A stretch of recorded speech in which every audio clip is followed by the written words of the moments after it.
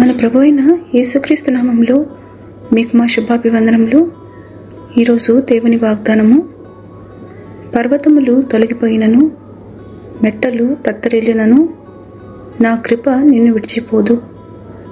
సమాధాన విషయమైన నా నిబంధన తొలగిపోదు అని మీ యందు జాలిపడు యెహోవా సెలవిచ్చుచున్నాడు.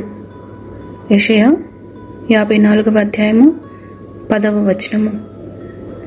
For the mountains may be removed and the hills may shake, but my loving kindness will not be removed from you, and my covenant of peace will not be shaken, says the Lord, who has compassion on you.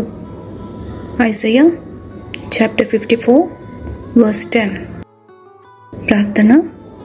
ప్రేమగల ప్రభువా, దయగల తండ్రి, మీ నిత్యమైన కృపా కనికరములను బట్టి వందనాలు. ఆపత్కాలంలో నమ్ముకొనదగిన సహాయకుడుగా మాకున్నందుకై వందనాలు. అమూల్యమైన మీ వాగ్దానములచే మమ్మల్ని ఆదరించుచున్నందుకై వందనాలు.